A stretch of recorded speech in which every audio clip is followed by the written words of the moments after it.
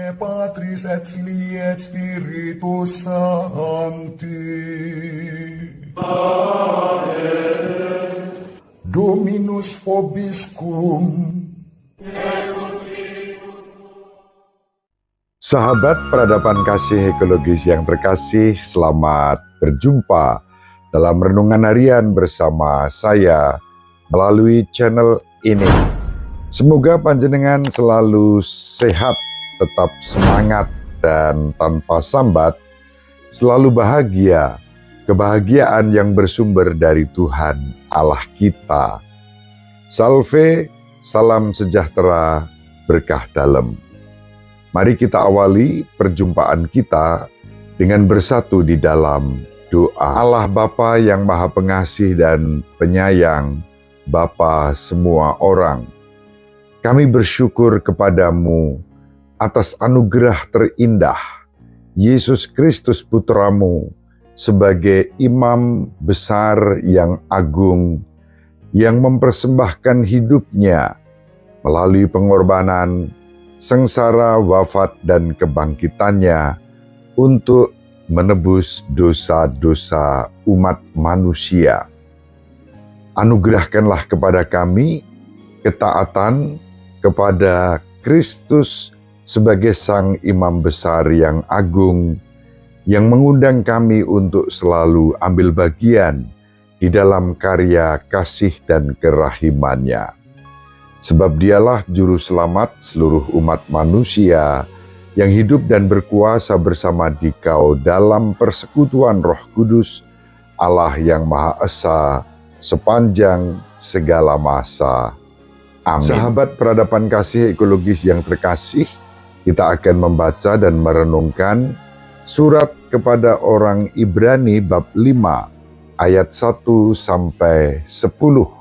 Setiap imam besar yang dipilih dari antara manusia ditetapkan bagi manusia dalam hubungan mereka dengan Allah, supaya ia mempersembahkan persembahan dan kurban karena dosa.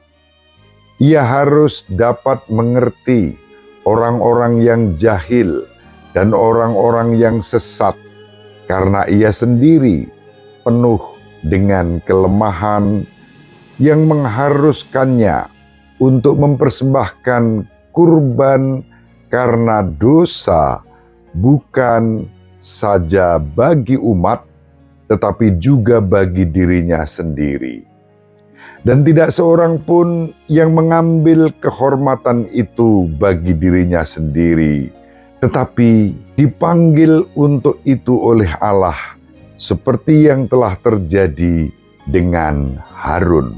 Demikian pula Kristus tidak memuliakan dirinya sendiri dengan menjadi imam besar, tetapi dimuliakan oleh Dia yang berfirman kepadanya, "Anakku engkau telah kuperanakkan pada hari ini," sebagaimana firman-Nya dalam suatu nas lain, "Engkau adalah imam untuk selama-lamanya menurut peraturan Melkisedek."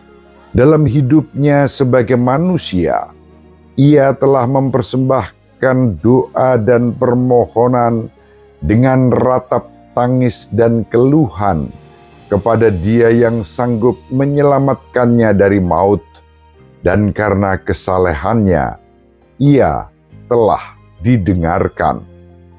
Dan sekalipun ia adalah anak, ia telah belajar menjadi taat dari apa yang telah dideritanya. Dan sesudah ia mencapai kesempurnaannya, ia menjadi pokok keselamatan yang abadi bagi semua orang yang taat kepadanya. Dan ia dipanggil menjadi imam besar oleh Allah menurut peraturan Melkisedek. Demikianlah sabda Tuhan, syukur kepada Allah. Sahabat peradaban kasih ekologis yang terkasih, Surat kepada umat Ibrani yang kita baca pada hari ini sangat khas menampilkan jati diri Yesus sebagai imam agung yang besar, tidak seperti imam-imam lainnya di dalam Perjanjian Lama. Dalam Perjanjian Lama, imam-imam mempersembahkan kurban bukan hanya bagi umat, tetapi juga bagi dirinya sendiri karena kelemahan dan dosa-dosanya. Semangat ini dalam Ekaristi yang dipersembahkan oleh para imam. Para imam mempersembahkan Ekaristi bagi umat dan bagi dirinya sendiri. Bagi umat tanpa diskriminasi, seperti yang disebutkan dalam surat kepada orang Ibrani tadi. Persembahan itu juga ditujukan sebagai persembahan dan doa bagi orang-orang yang jahil dan sesat. Namun demikian, yang paling utama dan sempurna dari semua persembahan itu adalah persembahan yang dibawa oleh Kristus, Putra Allah yang Maha Tinggi, yang taat melalui pengorbanannya dalam sengsara, wafat, dan kebangkitannya sebagai kurban yang sempurna.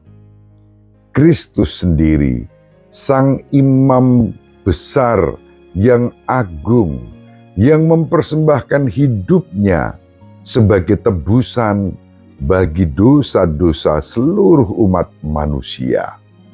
Dan yang dipersembahkan Yesus bukan untuk dirinya sendiri, melainkan untuk penebusan umat manusia dari segala dosanya. Yesus Kristus, Putra Allah, sebagai imam besar yang agung, mempersembahkan kurban itu untuk mendamaikan dan memulihkan relasi antara manusia dengan Allah sendiri. Sahabat peradaban kasih ekologis yang terkasih, disinilah kita menemukan pesan terpenting dari surat kepada orang Ibrani yang kita baca pada hari ini, bahwa Kristus adalah Sang Imam Besar yang agung. Jati diri Yesus itu sudah dinubuatkan di dalam kitab Mazmur bab 2 ayat 7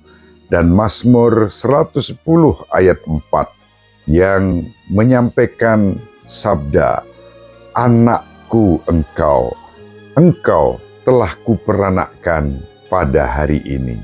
Itu yang dikatakan dalam Mazmur 2 ayat 7. Dalam Mazmur 110 ayat 4 dinyatakan jati diri Yesus Kristus sebagai imam agung. Engkau adalah imam untuk selama-lamanya menurut peraturan Melkisedek. Ketaatan Yesus menjadi kunci dari jati diri sebagai putra Allah dan imam besar yang agung. Sahabat peradaban kasih ekologis yang terkasih, dengan firman ini kita bisa belajar tentang ketaatan.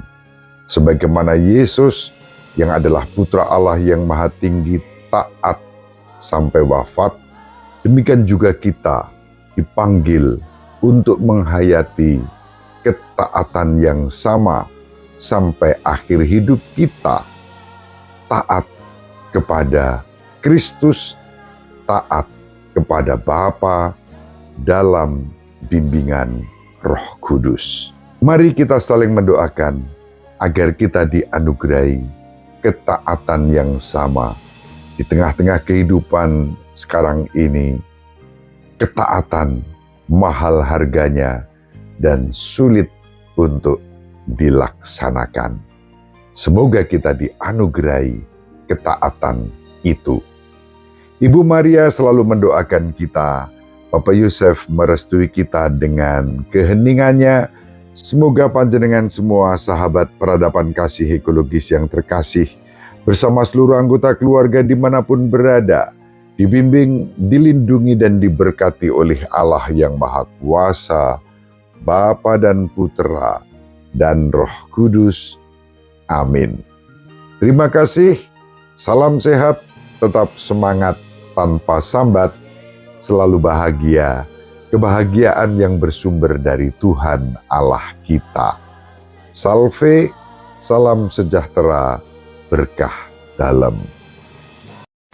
Sahabat peradaban kasih yang terkasih, sampai jumpa pada episode berikutnya.